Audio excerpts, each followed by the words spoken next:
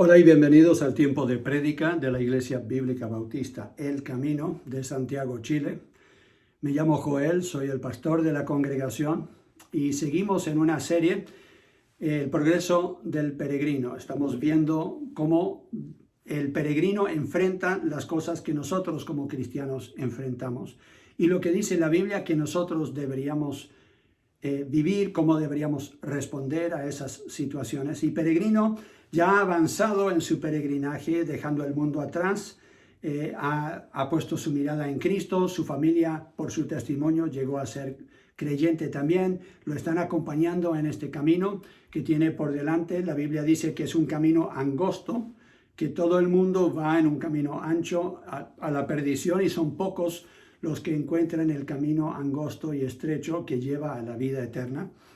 Y peregrino siente el llamado de Dios para volver a su pueblo, a su ciudad, donde él comenzó este peregrinaje, ahora para testificarles a otros de esta nueva vida, de este nuevo camino, y de los peligros que ellos van a enfrentar al seguir en este camino que lleva a la destrucción. Y ha encontrado algunos en ese pueblo que dicen ser cristianos, pero que realmente no siguen a Cristo. Y entonces él está intentando convencerlos de que la Biblia exige más de un cristiano que simplemente decir, como lo dicen los demonios, yo creo en Dios o yo creo en Cristo.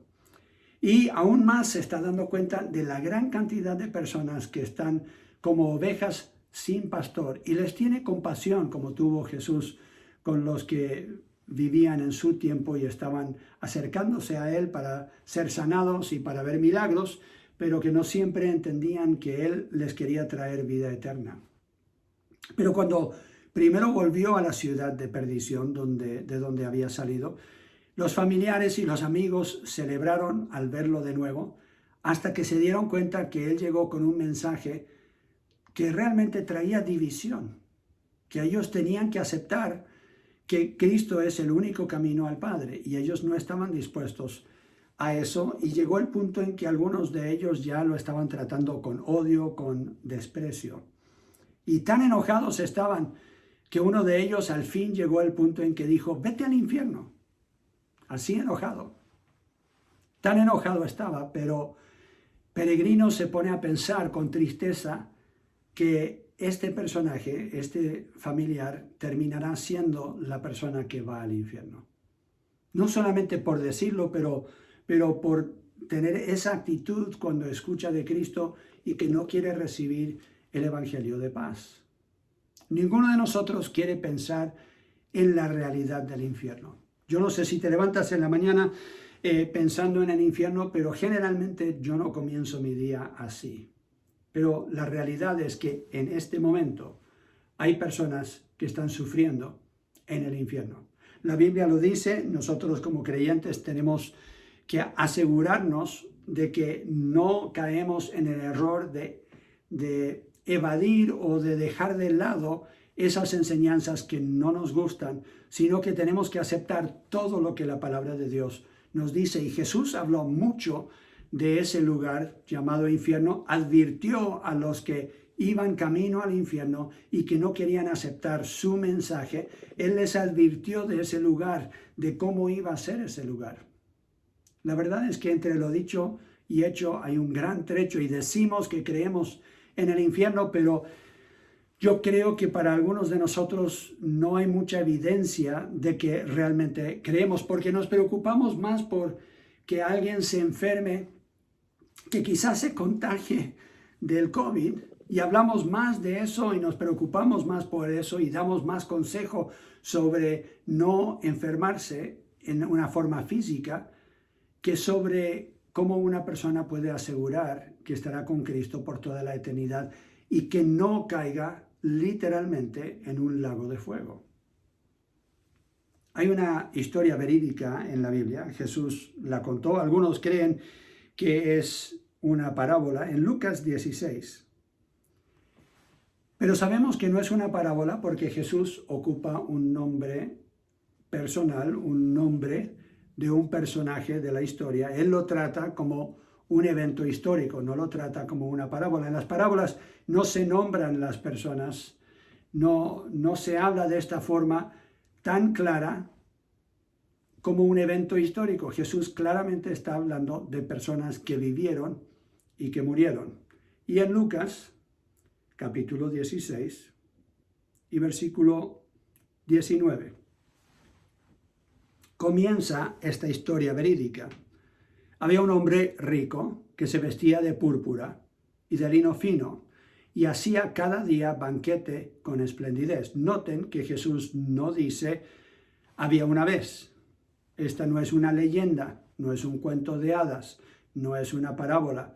Él no está diciendo que el reino de los cielos es semejante a esto o aquello. Él no está hablando en semejanza de nada. Él dice, había un hombre rico.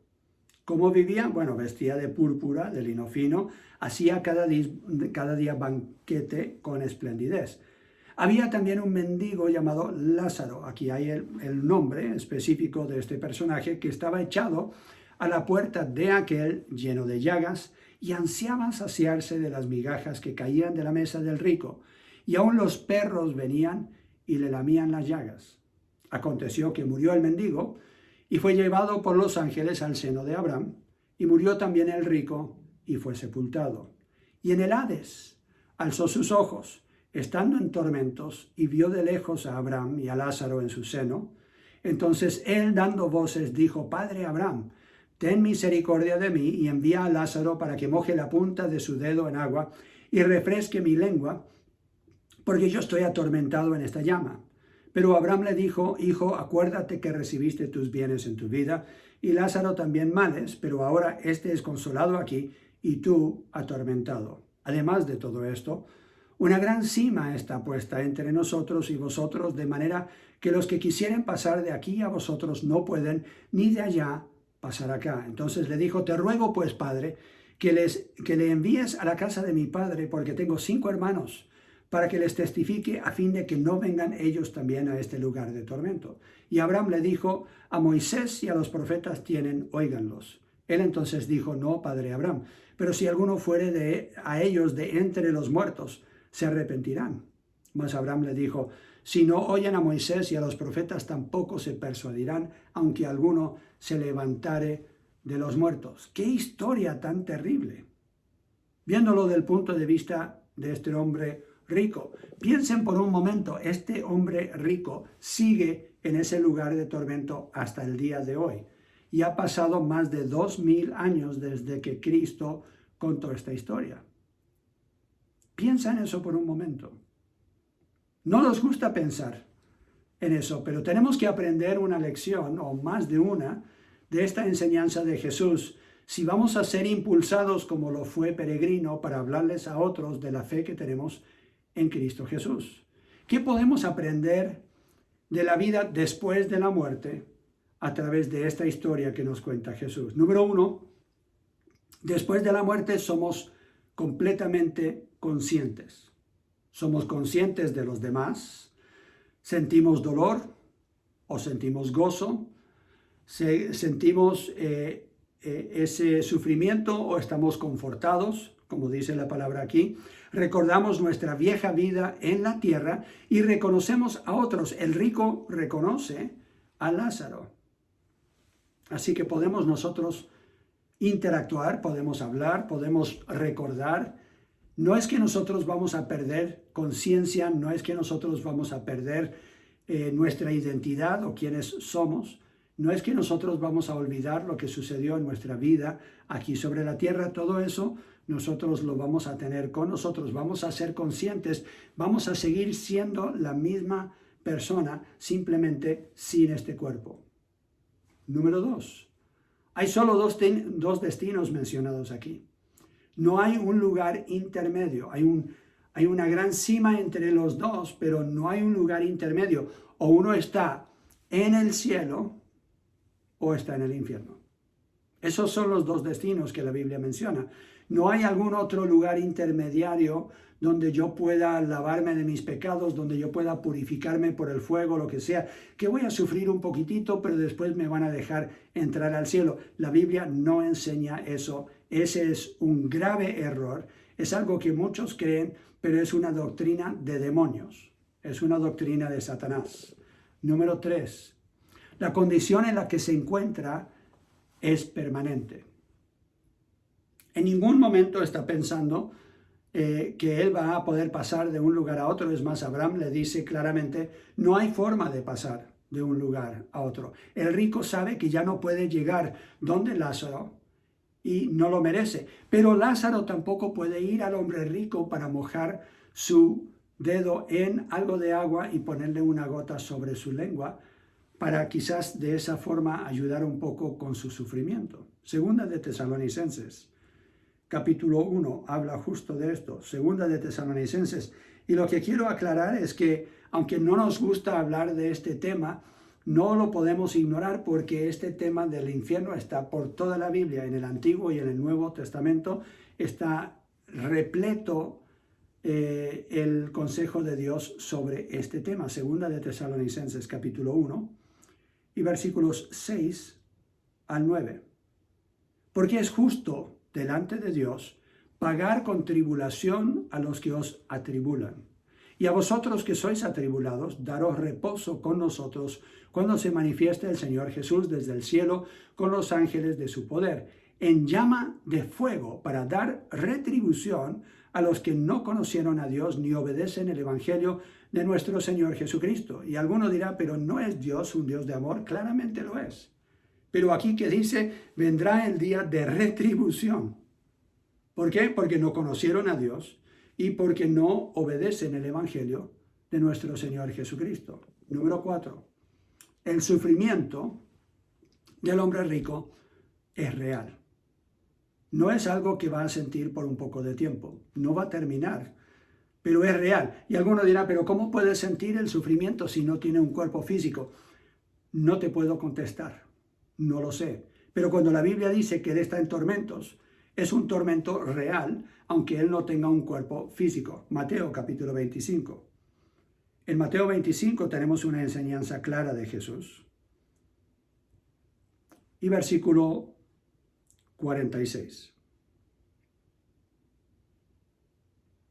Jesús aquí está hablando del juicio venidero, el juicio que vendrá en un tiempo futuro. Está dando una advertencia, podríamos decir, a los que le están escuchando. Y él dice en el versículo 45, entonces les responderá diciendo, de cierto os digo que en cuanto no lo hicisteis a uno de estos más pequeños, tampoco a mí lo hicisteis. E irán estos al castigo eterno y los justos a la vida eterna. ¿Qué clase de castigo es? Es un castigo eterno. Apocalipsis capítulo 14. Apocalipsis capítulo 14, versículos 9 al 11.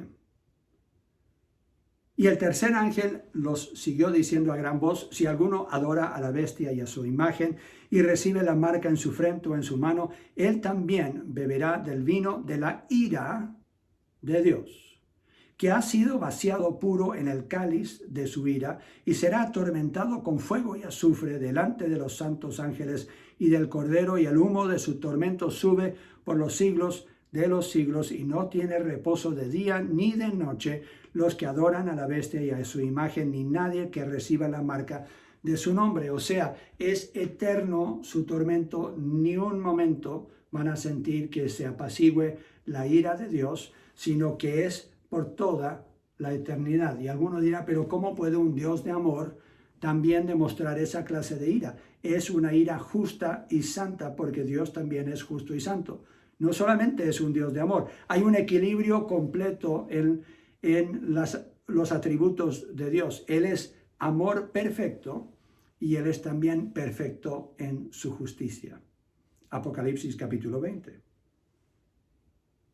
Apocalipsis 20 también lo mencionan, versículos 12 al 15, porque alguno dirá, pues yo no recibí la marca de la bestia, yo seguramente no lo voy a recibir, entonces yo no soy de esos que se van a perder, que dice versículo 12, y vi a los muertos grandes y pequeños de pie ante Dios, y los libros fueron abiertos, y otro libro fue abierto, el cual es el libro de la vida, y fueron juzgados los muertos por las cosas que estaban escritas en los libros según sus obras. Y el mar entregó los muertos que había en él, Y la muerte y el Hades entregaron los muertos que habían ellos y fueron juzgados cada uno según sus obras. Y la muerte y el Hades fueron lanzadas al lago de fuego. Esta es la muerte segunda. Y el que no se halló inscrito en el libro de la vida fue lanzado al lago de fuego. O sea, si no has nacido de nuevo, no has sido inscrito en el libro de la vida, entonces vas a ir a un lugar llamado infierno. Apocalipsis 21 es eterno y es para siempre. Una de las cosas más tristes que me toca a mí es estar con familias cuando ha muerto un ser querido.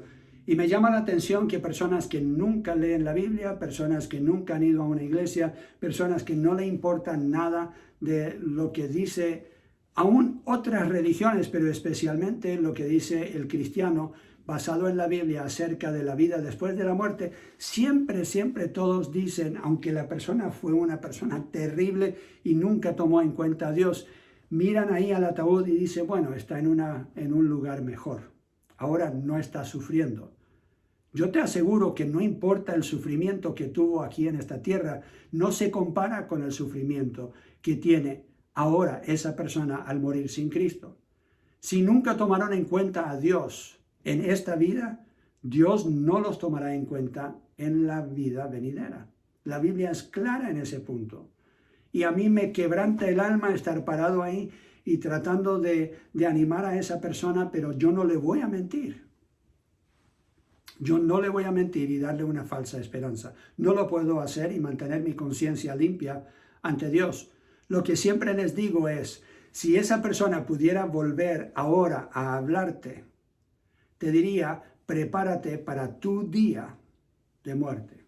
Prepárate para la vida que viene después de la muerte. ¿Cómo lo sé? Es lo que hizo el rico. Y vamos a ver eso en un momento. Apocalipsis capítulo 21, versículo 6, dice lo siguiente. Y me dijo, hecho está, yo soy el alfa y la omega, el principio y el fin. El que tuviere sed, yo le daré gratuitamente de la fuente de agua de la vida. El que venciere, heredará todas las cosas, y yo seré su Dios, y él será mi hijo. Pero los cobardes e incrédulos, los abominables y homicidas, los fornicarios y hechiceros, los idólatras y todos los mentirosos tendrán su parte en el lago que arde con fuego y azufre, que es la muerte segunda, o sea, una separación eterna de Dios, una separación eterna. Número 5, lo que aprendemos de esta historia de Jesús, del Lázaro y el rico, es que Dios es equilibrado en sus atributos. Como yo ya dije, Él es amor, pero Él es un juez justo. No nos gusta pensar en este lado de Dios, no nos gusta pensar en su justicia, no nos gusta pensar en su santidad, porque aún nosotros, dice la Biblia, tememos cuando estamos ante un Dios así. Y el día de la ira, dice la Biblia, vendrá. Será un día en que todos van a enfrentar la ira de Dios, los que no han sido cubiertos por la misericordia y la gracia del sacrificio de Jesucristo en la cruz por nosotros. Lucas capítulo 3. Lucas capítulo 3, esto fue parte del mensaje de Juan el Bautista a los religiosos de su tiempo. Lucas 3 y versículo 7. Y decía a las multitudes que salían para ser bautizadas por él, «Oh generación de víboras, ¿quién os enseñó a huir de la ira venidera? Haced pues frutos dignos de arrepentimiento y no comencéis a decir dentro de vosotros, tenemos a Abraham por padre, porque os digo que Dios puede levantar hijos a Abraham aún de estas piedras». O sea, ellos se estaban apoyando en su religión. Ellos estaban diciendo, nosotros somos judíos, somos el pueblo elegido por Dios, entonces de esa forma seguramente nos vamos a salvar. Pero la salvación no está en nuestro nacimiento físico, que seamos parte de un pueblo de Dios. Somos nosotros los que decidimos si vamos a creer en Cristo o no para salvación. Cada uno tiene que tomar esa decisión. No es algo que se hereda de los padres o de los antepasados. Y aquí el precursor del Salvador habla justo estas palabras. ¿Quién os enseñó a huir de la ira venidera? Aún en el judaísmo se predicaba la ira venidera, pero creían que era para otros, no para ellos. La gran mayoría de la gente hoy día dice, pero yo soy mejor que mi vecino, seguramente Dios pondrá en las balanzas, pondrá mis buenas obras y mis malas obras, y seguramente yo he hecho más bien que mal. La Biblia no enseña eso. Lo que la Biblia enseña claramente es que si no tienes a Cristo como tu Salvador personal, no te has humillado delante de Él para pedirle que Él te dé el don de la salvación, el regalo de Dios, que tú no mereces, es por su gracia. Si no has creído que Él es el único camino al Padre, entonces irás al único otro camino que queda y al destino final, que es el infierno. Apocalipsis capítulo 6.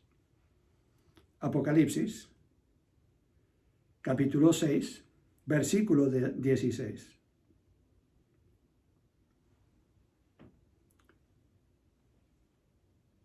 Versículo 15, para tener el contexto, dice, los reyes de la tierra y los grandes, los ricos, los capitanes, los poderosos y todo siervo y todo libre, se escondieron en las cuevas y entre las peñas de los montes y decían a los montes y a las peñas, caed sobre nosotros y escondednos del rostro de aquel que está sentado sobre el trono y de la ira del Cordero, porque el gran día de su ira ha llegado, y ¿quién podrá sostenerse en pie? La respuesta es nadie. Segunda de Corintios, capítulo 5. Segunda de Corintios, capítulo 5, versículo 11. Conociendo pues el temor del Señor. Esa palabra temor ahí más bien se podría traducir terror. Conociendo pues el temor del Señor, persuadimos a los hombres. ¿Qué era lo que hacía el apóstol Pablo? Sabiendo que vendrá este día de la ira de Dios, él persuadía a los hombres. Él intentaba de todas las formas de que la gente entendiera que ese día vendría algún día. Y lo difícil que es dar ese mensaje no quiere decir que no lo deberíamos dar. A mí no me gusta hablar ese tema con otros, pero cuando ya llega el punto en que uno dice, no me queda otra, no por las buenas, no por el amor de Dios, no por la misericordia de Dios, no por su gracia, han querido ellos responder a Dios.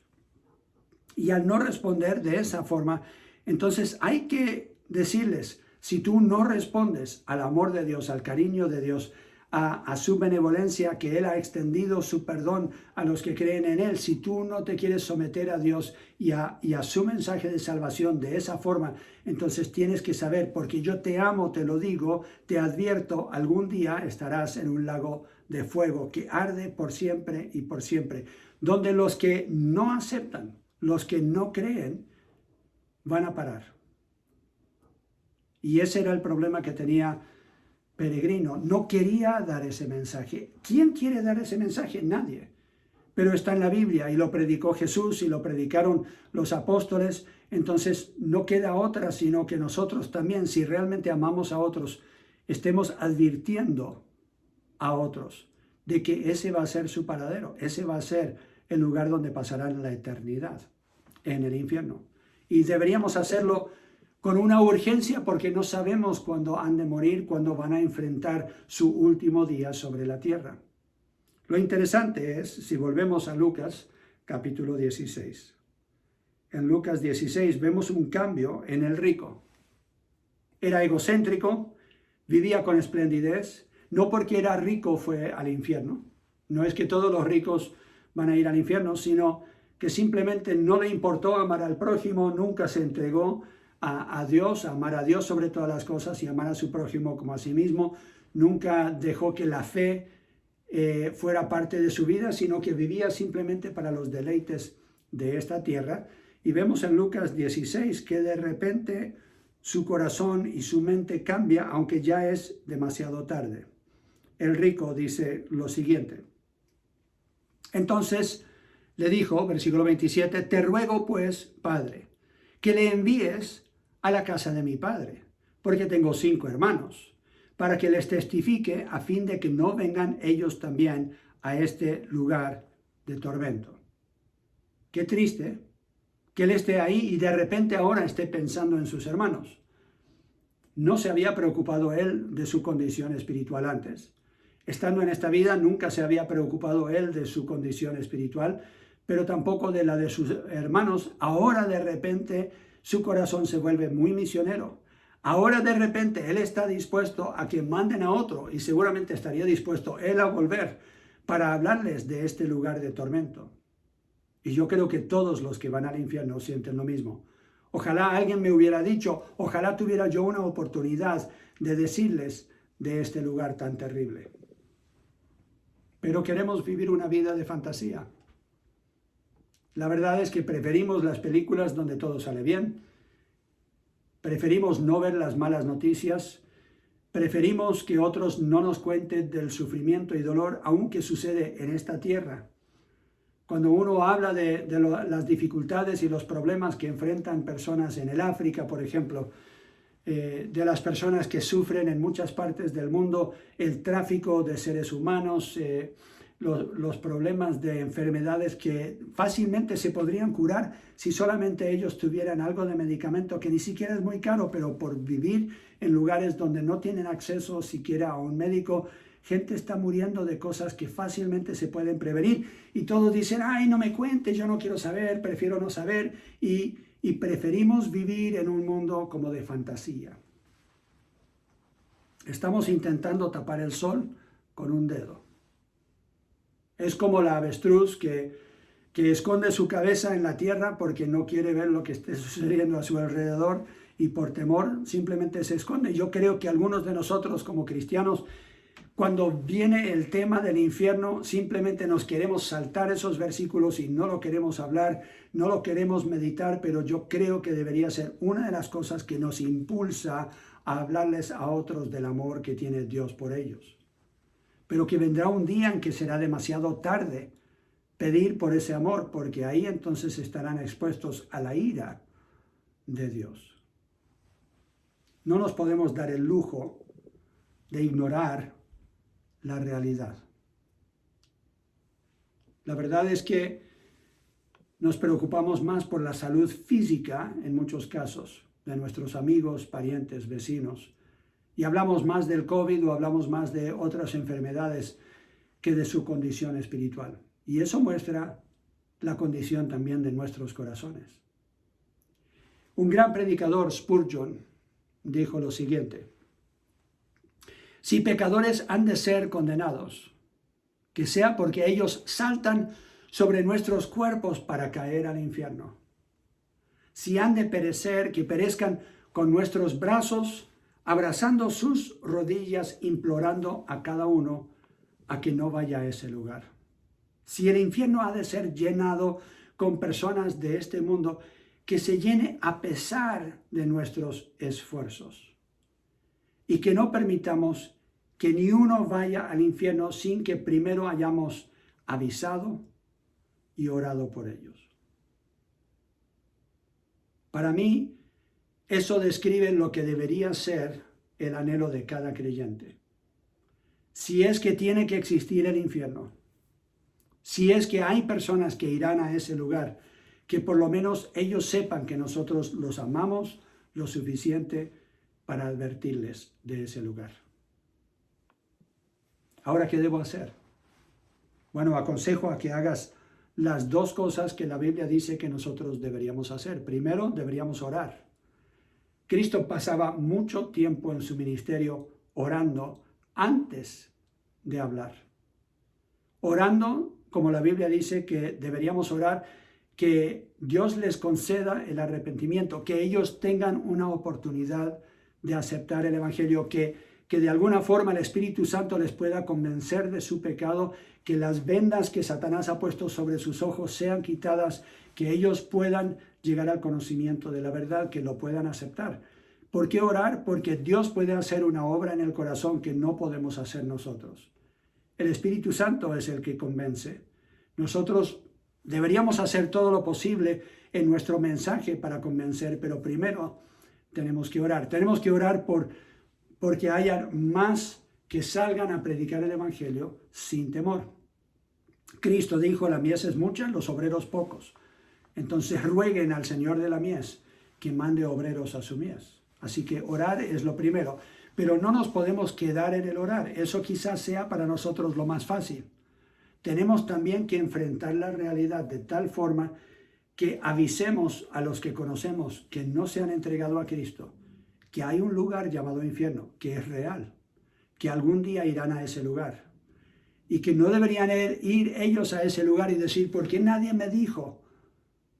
Porque nosotros le habremos avisado.